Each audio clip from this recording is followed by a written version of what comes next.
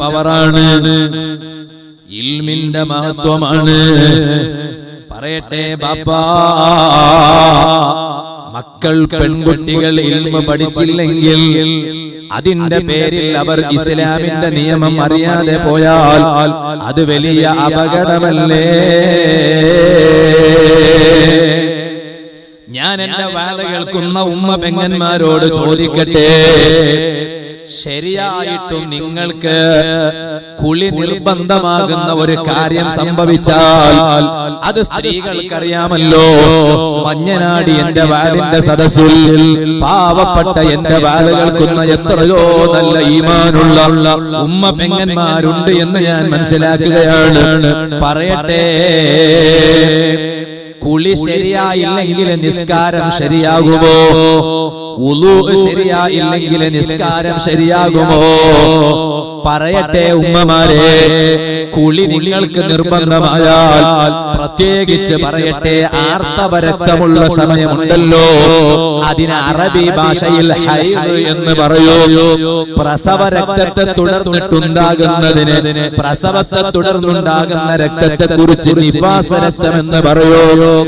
ആ ഹൈദിൽ നിന്ന് കുളി നിർബന്ധമാണല്ലോ. അതുപോലെ നിഫാസ് രക്തം മുറിഞ്ഞാൽ കുളിക്കൽ നിർബന്ധമാണല്ലോ. ആ കുളി ചില പേരിൽ ചില സ്ത്രീകൾ പറയും, നാണ് കുളിച്ച എന്ത് അമ്പട്ടട കുളി, എന്ത് അമ്പട്ടട കുളി എന്നാ ചോദിക്കുന്നത്. എന്ത് കുളിച്ച, എന്താണ് ഈ പറഞ്ഞതിന്റെ അർത്ഥം? പ്രസവം കഴിഞ്ഞാലോ? പ്രസവം കഴിഞ്ഞാൽ പറയൂ കുളിച്ചിട്ടില്ല. പ്രസവം കഴിഞ്ഞിട്ടുള്ള ഒരു കുളിയുണ്ട്. അതിന് അവള് കുളിച്ചിട്ട് എണിച്ചിട്ടില്ല എന്നാ പണ്ടത്തെ ആളുകളൊക്കെ പറയുന്നത്. കുളിച്ചിട്ട് എണിച്ചിട്ടില്ല. നിങ്ങൾക്ക് പറഞ്ഞ മനസ്സിലാണ്ടെന്ന് അറിയില്ല. നിങ്ങൾക്ക് പ്രസവം ഇല്ല, ഒന്നുമില്ല, പിന്നല്ലേ പ്രസവ രക്തം. അപ്പൊ ഓള് കുളിച്ചിട്ട് എണിച്ചിട്ടില്ല പറഞ്ഞാല് ഒരു തീരെ ദിവസം കുളിക്കാത്തവള് ഇത് 40 കഴിഞ്ഞിട്ട് 60 കഴിഞ്ഞിട്ട് കുളിക്കുമ്പോ ഡെറ്റോൾ ഇട്ടിട്ട് കുളിപ്പിക്കണം അതിന്റെ അർത്ഥം അല്ല. കുളിച്ചിട്ടില്ല എന്ന് പറഞ്ഞാൽ എത്ര കുളിച്ചാലും ആ കുളി കൊണ്ട് ശുദ്ധിയാകൂല എന്നാണ് അർത്ഥം. പ്രസവ രക്തമെല്ലാം മുറിഞ്ഞതിന് ശേഷം അവളുടെ ഒരു കുളിയുണ്ട്, അതുകൊണ്ടാണ് അവൾ ശുദ്ധമാകുന്നത്. ആർത്തവ രക്തം, ഹൈദ് രക്തം മുറിഞ്ഞതിന് ശേഷം അവളൊരു കുളിയുണ്ട്. അല്ലാതെ ഒരു 6-7 ദിവസം ഹൈദ് ഇങ്ങനെ ഉണ്ടാകുമ്പോൾ ഒരു ദിവസം കുളിക്കൂല, അങ്ങനല്ല. അവൾ കുളിച്ചാലും അവൾ ഹൈദ് കുളിയിൽ നിന്ന് ശുദ്ധിയാകൂല. അത് കുളിക്കണമെങ്കിൽ ആ ഹൈദ് രക്തം മുറിഞ്ഞതിന് ശേഷമാണ് കുളിക്കേണ്ടത്. അത് കുളിച്ചാൽ ആ കുളി എങ്ങനെ കുളിക്കണം, എപ്പ കുളിക്കണം, അത് അറിയേണ്ട രൂപത്തിൽ അറിഞ്ഞില്ല എന്ന് കണ്ടാൽ, പഠിക്കേണ്ട രൂപത്തിൽ പഠിച്ചില്ല എന്ന് കണ്ടാൽ, പറയട്ടെ ആ കുളി സ്വഹിയാവുകയില്ലല്ലോ. ആ കുളി ശരിയാവുകയില്ലല്ലോ. ആ കുളി ശരിയാകാതിരുന്നാൽ എന്താണ് അപകടം വരാൻ പോകുന്നത്? ഓ ഉമ്മമാരെ, നിങ്ങളുടെ ആർത്തവ രക്തം, ഹൈദ് രക്തം മുറിഞ്ഞതിന് ശേഷം നിങ്ങളതാ കുളിക്കുമ്പോൾ ആ കുളി യഥാർത്ഥത്തിൽ ശരിയായില്ല എന്ന് കണ്ടാൽ, അതേ വലിയ അശുദ്ധി ഉണ്ടാകലോടുകൂടെ ഹറാമായ ഏതെല്ലാം കാര്യങ്ങളുണ്ടോ അത് മുഴുവനും ഹറാമായി തന്നെ ബാക്കി നിൽക്കുന്നു. അത് ഹറാമായിട്ട് തന്നെ ബാക്കി നിൽക്കുന്നു. എന്തെല്ലാം ഹറാമാണ്? നിസ്കാരം ഹറാമാണ്. ഈ കുളി വേണ്ടതുപോലെ കുളിയായില്ല എന്ന് കണ്ടാലോ നിങ്ങൾക്ക് നിസ്കരിച്ചാലുള്ള ഹറാമ് മാത്രമല്ല, ആ നിസ്കാരം നിസ്കരിക്കാത്തതിന്റെ പേരിലും ഹറാമ് കിട്ടുന്നു. ഒരേ നേരം 2 കുറ്റം കിട്ടുന്നു. വലിയ സങ്കടത്തോടെ പറയട്ടെ, ഇപ്പോഴും ചിലപ്പോ ഹൈദ് തുടങ്ങിയ പ്രായത്തിന് ശേഷം ഇന്ന് വരെ ചിലപ്പോൾ കുളി സ്വഹിയാകാത്തവരാണെങ്കിലോ അവരുടെ ഈ ഒരു പുരുഷായുസ് മുഴുവനും നഷ്ടത്തിലാണല്ലോ ഉമ്മമാരെ. നഷ്ടത്തിലാണല്ലോ സഹോദരിമാരെ, നഷ്ടത്തിലാണല്ലോ ബാപ്പമാരെ, യുവാക്കളെ. എന്തേ കാരണോ?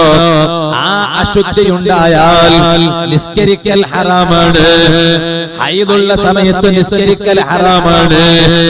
അതുപോലെ തന്നെ പരിശുദ്ധ ഖുർആൻ ഓതലും ഹറാമാണ്. മുസ്ഹഫ് തൊടൽ മാത്രല്ല, അത് വേറെ ഹറാമാണ്. അല്ലാതെ തന്നെ ഹൈദുള്ള സമയത്ത്, നിഫാസുള്ള സമയത്ത് അതേ അവിടെ മുസ്ഹഫ് ഖുർആൻ ഓതലും ഹറാമാണ്.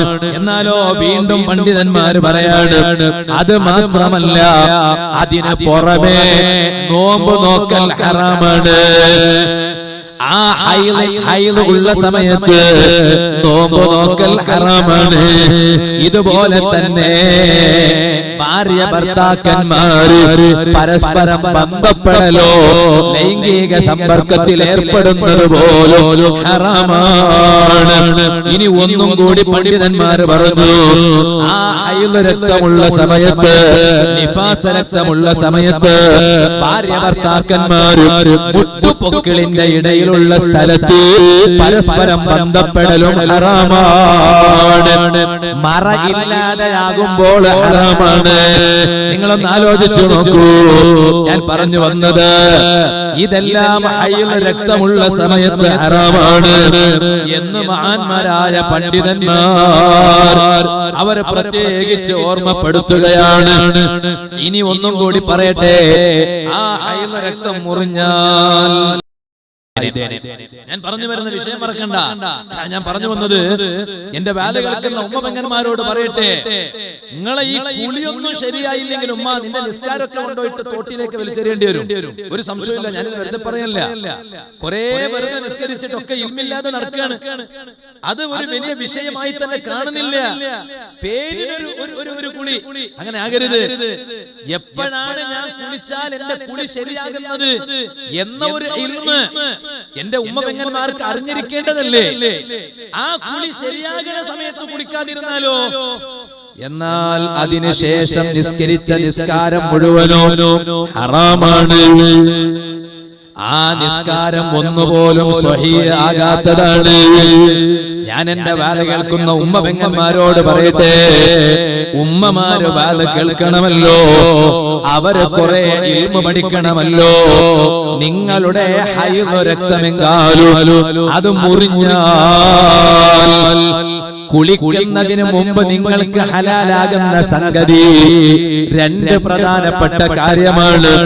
അതിൽ ഒന്ന്, നിങ്ങൾക്ക് നോമ്പ് നോക്കാം, കുളിക്കണമെന്നില്ല. നിങ്ങളുടെ ആ ആർത്തവ രക്തം മുറിഞ്ഞാ മതി, സ്റ്റോപ്പായാ മതി. കുളിക്കുന്നതിന് മുമ്പ് തന്നെ നിങ്ങൾക്ക് നോമ്പ് നോക്കാം, പിന്നെ നിങ്ങൾ കുളിക്കാം. ഇതുപോലെ തന്നെ ത്വലാഖ് പറയലൊന്നുണ്ട്. ഭാര്യ ഹൈദുള്ള സമയത്ത് ഭർത്താവ് ത്വലാഖ് ചൊല്ലാൻ പാടില്ല. അങ്ങനെ ഒരു നിയമമുണ്ട്. ഭാര്യക്ക് ഹൈദുണ്ട്, ആ ഹൈദുള്ള ടൈമിൽ ഭർത്താവ് ഭാര്യയെ ത്വലാഖ് ചൊല്ലാൻ പാടില്ല. ആ ത്വലാഖ് ചൊല്ലിയാൽ ഭർത്താവിന് കുറ്റം കിട്ടും. അവിടെ ആ ഭാര്യയുടെ ആർത്തവ രക്തം മുറിഞ്ഞാലോ, മുറിഞ്ഞാൽ പിന്നെ ത്വലാഖ് ചൊല്ലാം. കുളി തന്നെ നടക്കണമെന്നില്ല. ഇതിന്റെ അർത്ഥം ഏത് ആർത്തവ രക്തം മുറിഞ്ഞ പെണ്ണിനോട് പോയി ത്വലാഖ് ചൊല്ലാൻ പറ്റൂന്ന് നൗഫൽ സഖാഫി കളസ മഞ്ഞനാടി ഉറൂസിന്റെ വാതിൽ പറഞ്ഞോന്നും പറയണ്ട. അങ്ങനെ ത്വലാഖിന്റെ വക്കിൽ എത്തിയവരെ കുറിച്ചാണ് ഞാൻ മസല പറയുന്നത്.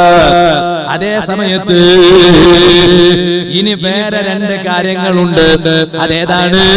ഭാര്യ ഭർത്താക്കന്മാര് തമ്മിൽ ലൈംഗിക ബന്ധത്തിൽ ഏർപ്പെടുന്നത് ഒന്ന്.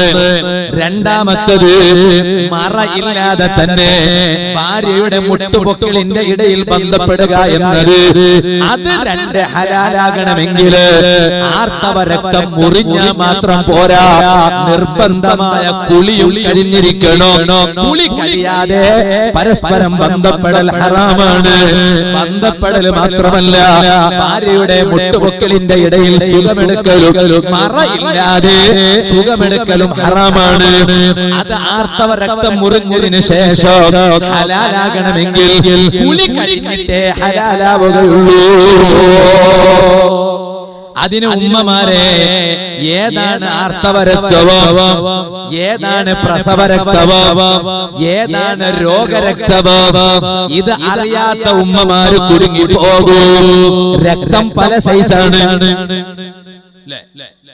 ഒരു കുട്ടി സൈക്കിളിൽ ഇങ്ങനെ പോവാ, ഓൻ സൈക്കിൾ മറിഞ്ഞിട്ട് വീണപ്പോഴേക്ക് ഓന്റെ മുട്ടു ചരിഞ്ഞ്. ഇല്ലേ, നിങ്ങൾക്ക് മനസ്സിലാകുന്നുണ്ടാ ഞാൻ പറയണേ? ഇല്ലേ, ഗൊത്താപ്പുജ ഗൊത്താവുണ്ടോ? മല്ലൈജി. എനിക്ക് തുളുവൊന്നും അറിയില്ല. ഞാൻ തുളുനാടല്ല, ഞാൻ മലനാടാണ്. മലനാടിനെ കുറിച്ച് നേരത്തെ പറഞ്ഞല്ലോ നമ്മൾ. അസീസ്റ്റ മൂപ്പര് കല്യാണം കഴിച്ചത് മലനാട് എന്നാണ്. അങ്ങനെ ഒരു നല്ല കാര്യം മൂപ്പര് ജീവിതത്തിൽ മൂപ്പര് ചെയ്തിട്ടുണ്ട്. അല്ലാഹു ബർക്കത്ത് ചെയ്യട്ടെ. ഇനിയിപ്പോ ഇത് കേട്ടിട്ട് തുളുനാടെന്ന് കല്യാണം കഴിച്ചവരെല്ലാം കൂടി വീണ്ടും മലനാടെന്ന് കല്യാണം കഴിക്കാൻ പോയിരണ്ട. തുളുനാടിന് കെട്ടിയാൽ തന്നെ മതി. തന്നെ കുറെ ഒപ്പിക്കാം, നല്ല മട്ടത്തിൽ കൊണ്ടുപോകാൻ നോക്കാം. ഓ, മലനാട് അങ്ങനെ ഒരു കുറെ ബർക്കത്തുണ്ടല്ലേ. എന്നാ ഞാൻ രണ്ടാമത്തെ ഒന്ന് അവിടുന്ന് കെട്ടി നോക്കിയാലോ എന്ന് പറഞ്ഞാല് തുളുനാടത്തെ മഞ്ഞാമത്തെ പെണ്ണുങ്ങന്മാരെല്ലാം നൗഫൽ സക്കാഫിക്ക് സല്ലാനത്ത് വെക്കും. പിന്നെ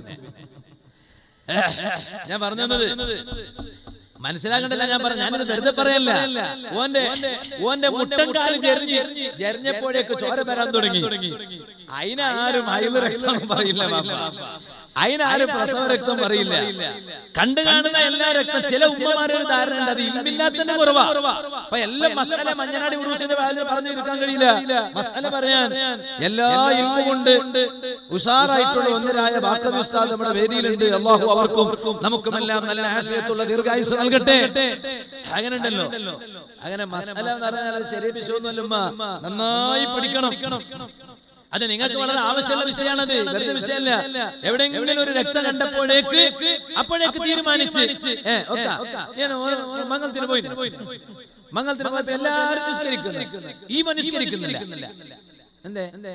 അത് എനിക്കിപ്പോ നിസ്കാരം ഇല്ല.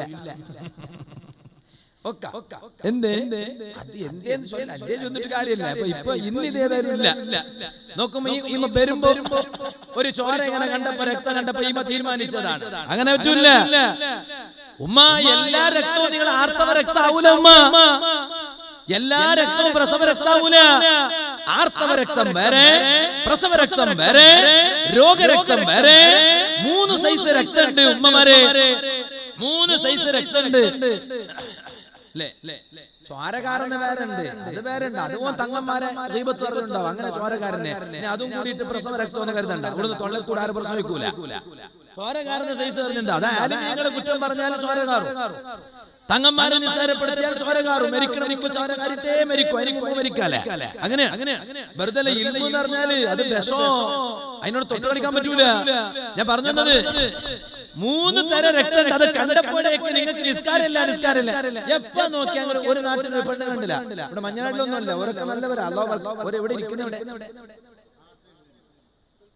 കൊറേ ദൂരല്ലേ.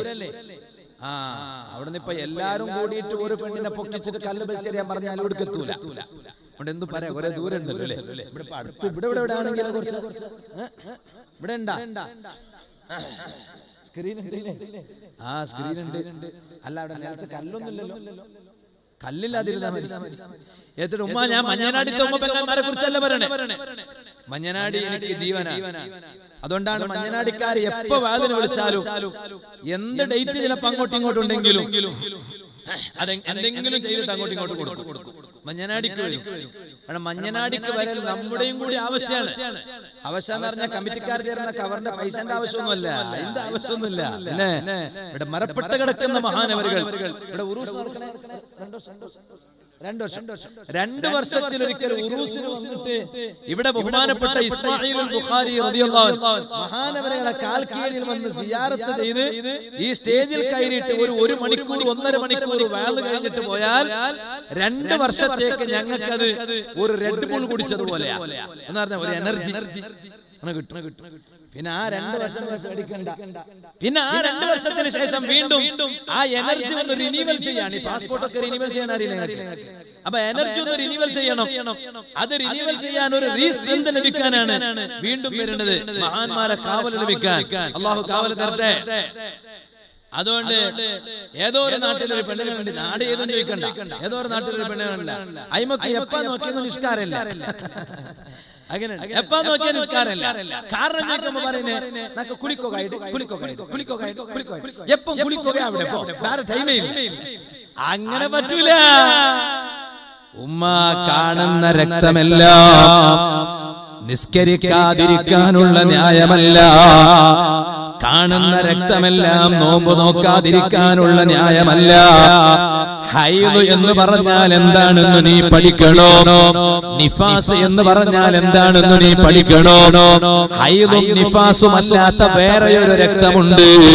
അതിന് അറബിയിൽ പറയുന്നത് ഇസ്തിഹാലത്തിന്റെ രക്തം എന്നാണ്, അഥവാ രോഗത്തിന്റെ രക്തം എന്നാണ്.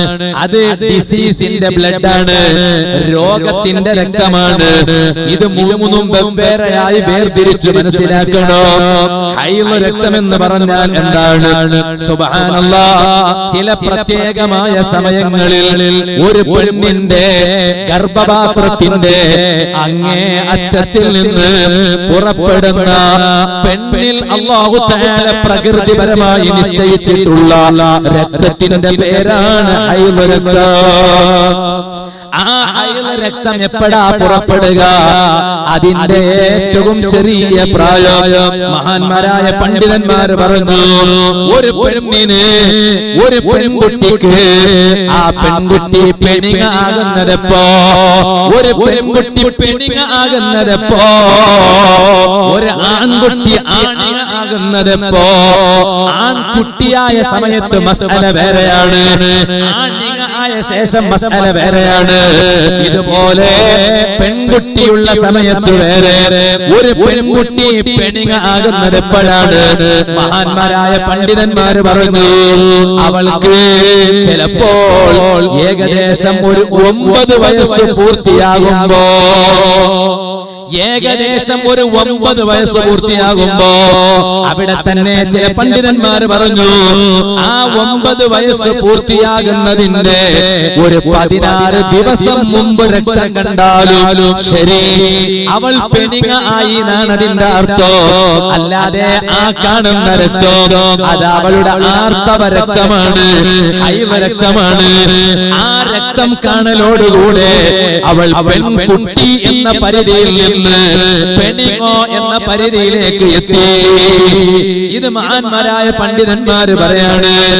അതേ ആർത്തവ രക്തം ഏറ്റവും ചുരുങ്ങിയത് ഒരു പകലും ഒരു രാത്രിയുമാണ് ഉണ്ടാവുക. 1 മണിക്കൂർ മാത്രം ഉണ്ടായാൽ ആർത്തവാവൂല. അത് വേറെ ഞാൻ പറഞ്ഞുതരാം.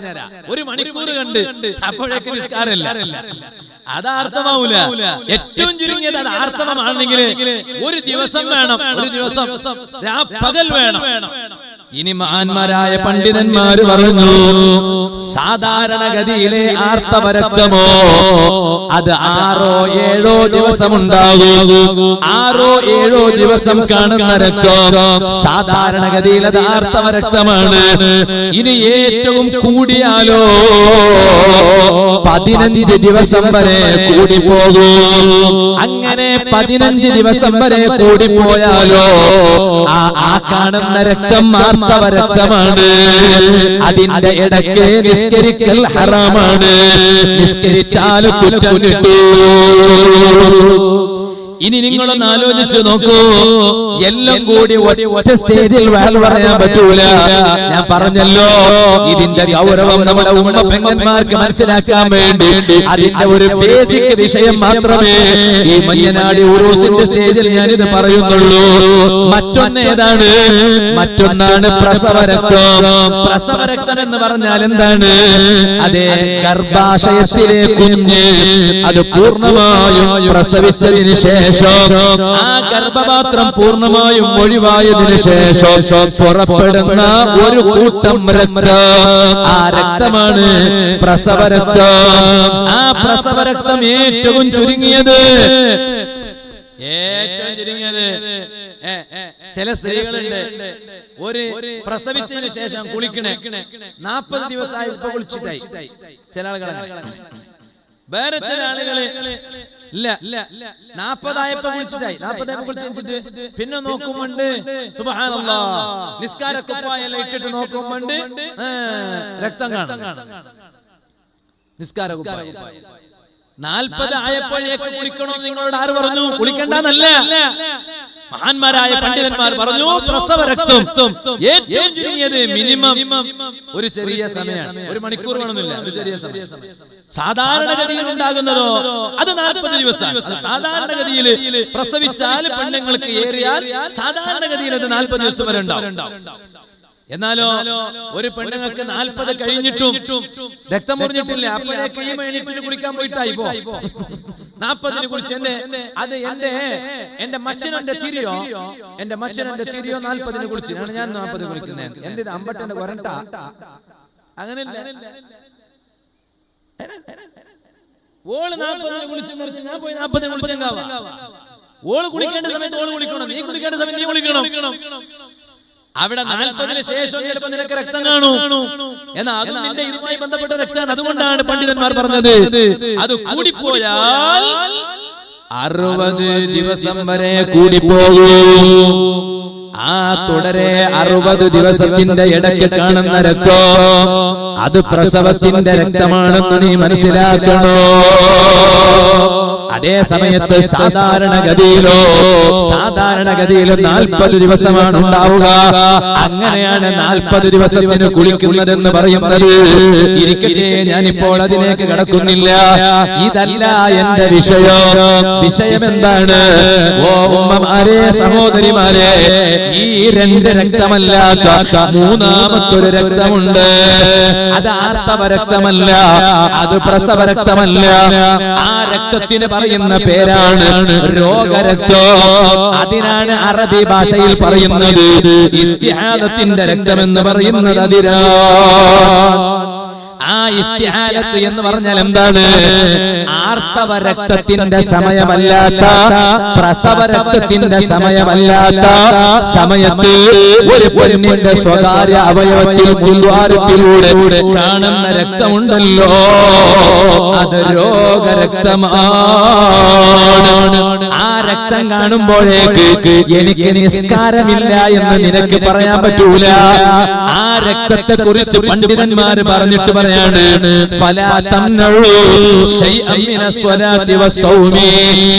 രക്തം കണ്ടാലോ നിസ്കാരം ഹറാമാകൂല, നിസ്കാരം പാടില്ലെന്നാകൂല, നോമ്പ് പാടില്ലെന്നാകൂല. ആ രക്തം കാണുന്ന പെണ്ണ് അവൾക്ക് നിസ്കരിക്കൽ നിർബന്ധമാണ്, അവൾക്ക് നോമ്പ് നോൽക്കൽ നിർബന്ധമാണ്. എപ്പോഴാണത്?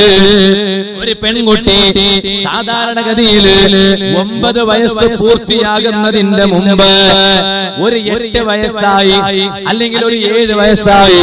ആ 7 വയസ്സായപ്പോ ഒരു പെൺകുട്ടി രക്തം കണ്ടാൽ അത് ആർത്തവ രക്തമല്ല, അതിന് പറയുന്ന പേരാണ് അതേ രോഗരക്തം.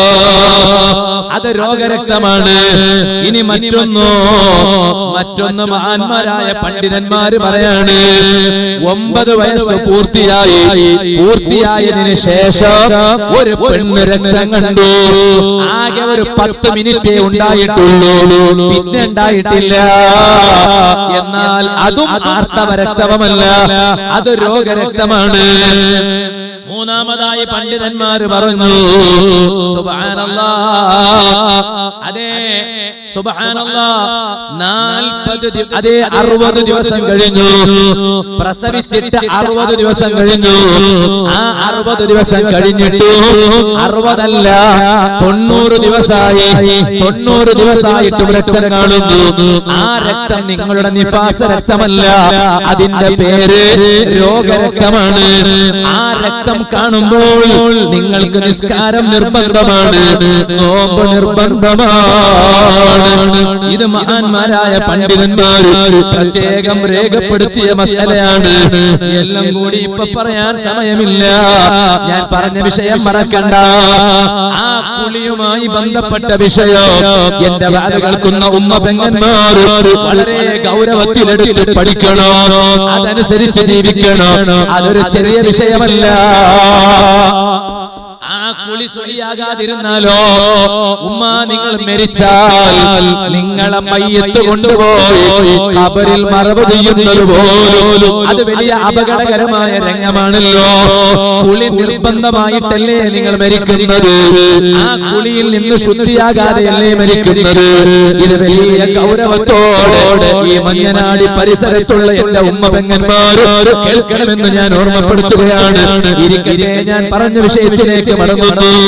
പഴയ കാലത്ത് ഒരു കാലമുണ്ടായിരുന്നു, ആൺകുട്ടിക്കും പെൺകുട്ടിയും തമ്മിൽ ഇടകലരുന്നതിന് അവർക്കൊരു വലിയ പ്രയാസമാ. പണ്ട് പെണ്ണുങ്ങന്മാർ അങ്ങനെ കാണാൻ കഴിയുന്ന റോഡില് ഇങ്ങനെ അഥവാ മുഖം മറിച്ചില്ലെങ്കിലും ഇങ്ങനെ സൈഡിൽ ഒരു ഇങ്ങനെ ആക്കുന്ന ഒരു സ്വഭാവം. എന്തേ ലോറിന്റെ ഡോർ അടിച്ചല്ല അത്, ലോറി കാറിന്റെ ഡോർ ഇട്ടാ അത് മുഖം ബന്ദ് ചെയ്തതാ. മുന്നിൽ വരുന്ന ആള് കാണണ്ട, മുഖം ബന്ദ് ചെയ്ത. ഇന്നതിനൊരു വിഷയമില്ല, ഒരു വിഷയമില്ല. കോളേജിൽ പഠിക്കാൻ പോകുന്ന ആൺകുട്ടിയും പെൺകുട്ടിയും എന്തെങ്കിലും ഒരു കഥ ഉണ്ടോ?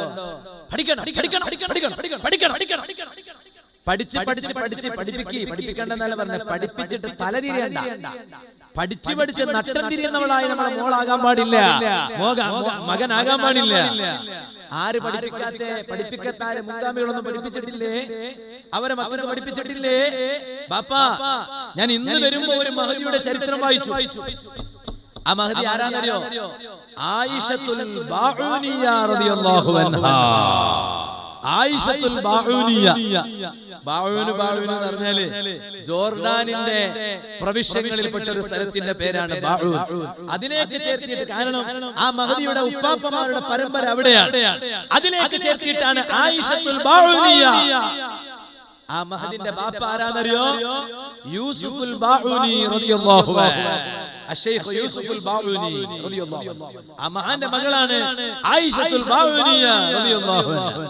ഇന്ന് ബാപ്പക്ക് തോന്നുക നന്റെ മോളു തെല്ലല്ല ഇങ്ങനെ ഒന്ന് പാറി എങ്ങനൊക്കെ സന്തോള, നന്റെ മോള് പാർച്ച പാറി ഒരു കൊസി മങ്ങിൽ തൗത്ത് പോയിട്ട് ഡാൻസ് ആക്കിങ് ഒരു കൊസി, അല്ലാ എങ്ങനത്തെ ഡ്രസ് ഇട്ടിങ്ങനൊക്കെ ഒരു കൊസി. പല നാട്ടിലും, ഇവിടെ ഇപ്പൊ ഈ നാട്ടിലൊന്നും അത്തരക്കാർ ഇല്ലാത്തതുകൊണ്ട് ഞാൻ ഇപ്പൊ കൂടുതലൊന്നും പറയണില്ല. മഞ്ഞനടിക്കാൻ മാത്രമല്ല, ലൈവിൽ കുറെ ആൾ കാണുന്നല്ലോ എന്ന് പറഞ്ഞിട്ടാണ് ഞാൻ ഈ വേദ വരണേ. ആരാനെ എന്തെങ്കിലും ആക്കി പറഞ്ഞിട്ട് ഞമ്മ അങ്ങനെ ആക്കിയതാവാ. ഞങ്ങൾക്കൊരു ദീനില്ലേ, ഞങ്ങൾക്കൊരു മതമില്ലേ, ഞങ്ങൾക്കൊരു ഖുർആനില്ലേ, ഞങ്ങൾക്ക് ഈ പള്ളി മദ്രസ അതല്ലേ. ആരെങ്കിലും ഞങ്ങൾക്കൊരു ദീനുണ്ട്. അങ്ങനെ ആക്കിയെങ്കിൽ നേരത്തെ പറഞ്ഞതുപോലെ പറയേണ്ടി വരും, അള്ളാന്റെ വിഷയത്തിൽ എനിക്ക് വീഴ്ച വന്നു പോയല്ലേ, എന്റെ ഒരു നഷ്ടമേ, ഖേദമേ, സങ്കടമേ, ബേജാറേ. ആരോട് പറഞ്ഞു തീർക്കാൻ കഴിയും ബാപ്പ? ആഖിറത്തിൽ റബ്ബിന്റെ മുന്നിലെത്തിയിട്ട് ആരോട് പറഞ്ഞു തീർക്കാൻ കഴിയും ഈ ബേജാറ്? പറഞ്ഞു തീർക്കാൻ കഴിയില്ല. അതുകൊണ്ട് വേണ്ട, അങ്ങനത്തെ എല്ലാം വലിച്ചേരി ഒന്നും വേണ്ട. മക്കളെ പഠിപ്പിക്കേണ്ടതല്ല, പഠിപ്പിച്ചോളൂ, ഇഷ്ടംപോലെ പഠിപ്പിച്ചോളൂ. പഠിപ്പിച്ചിട്ട് ഓൾ അവസാനം എന്റെ കയ്യിൽ കിട്ടാതെയായി പോകുന്ന ഒരു അവസ്ഥ വരണ്ടാണ്. അതാ വരണേ. അവസാനം മോള് ഹട്ട പിടിക്കുന്ന ഓനെന്നെ മംഗലാണോ. ഒരിക്കൽ ബാപ്പ മെല്ലെ വിളിച്ചോളൂ, ചോദിച്ചു എന്താ ബാപ്പ? അല്ല, നീ ഓനെ തന്നെ മംഗലാണോ ഹട്ട പിടിക്കുന്നല്ലേ? ഓക്കു ബാപ്പ, ഇപ്പൊ അതേ അതെ മംഗലായില്ലെങ്കിൽ ചോദിച്ചു, ഞാൻ ഓനെ തന്നെ നിനക്ക് മംഗലാക്കി തന്നില്ലെങ്കിൽ എന്താക്കുവാൻ ചോദിക്കണല്ലോ. ചോദിച്ചതിനെ പേടിച്ചിട്ട്, കാരണം പണ്ടത്തെ ആ ഗഡ്സ് ഒന്നുമില്ല. ഇപ്പത്തെ ചില ഉപ്പമാർക്ക് ഒരു ദൂരെ നിന്നിട്ട് തന്നെ ചോദിക്കുന്നു, അടുത്ത് നിന്ന് ചോദിക്കുന്നില്ല. അതിനുണ്ട് മഞ്ഞനാടിത്തെ ഉപ്പമാർക്കെല്ലാം പണ്ടത്തെ അതേ ഗഡ്സ് ഉള്ളത് കൊണ്ട് ഇപ്പൊ ഞാൻ കൂടുതലൊന്നും പറയണില്ല. പണ്ടത്തെ ഗഡ്സ് കുറച്ച് കുറഞ്ഞാണ് കാണുന്നില്ലേ. നിലനിർത്തി തരട്ടെ. എന്നിട്ട് ആ മോള് പറയുന്നത് എന്താ അറിയോ ബാപ്പ? ഞാൻ പോയിട്ട് കിണറ്റിൽ തുള്ളുവേ. തീർന്നല്ലേ. ബാപ്പ മെല്ലെ വിളിച്ചിട്ട് വാപ്പസാലാക്കിട്ട് ശരിയാക്കാൻ പറ്റുമോ നോക്കുന്നത്. ബാപ്പ മെല്ലെ അടുത്ത് വിളിച്ചിട്ട് വാപ്പസാലെന്ന് പറഞ്ഞല്ലേ, അതിനെ വിളിച്ചിട്ട് ശരിയാക്കാൻ പറ്റുമോ? ഒരു സമയത്തും ഞാൻ ഓനക്ക് കൊടുത്തിട്ട് നിന്റെ മംഗൾ ആക്കില്ലെങ്കിൽ എന്താക്കുവാൻ ചോദിച്ചപ്പോൾ പറഞ്ഞു, ഒക്കെ ആക്കില്ലെങ്കിൽ ഞാൻ കിണറ്റിക്ക് വിട്ടുള്ളൂ. എന്താക്കുന്ന എന്താക്കുന്ന ഇപ്പോൾ അങ്ങനെ പറഞ്ഞല്ലേ ഇപ്പൊ എന്താക്കുന്നേ വിളിക്കുന്നു ഉസ്താദിനെ. അസ്സലാമു അലൈക്കും ഉസ്താദ് സുഖത്തിലുണ്ടാ? അൽഹംദുലില്ലാഹ്. എന്നിട്ട് എനിക്ക് കുറച്ച് സുഖമില്ല ഉസ്താദ്.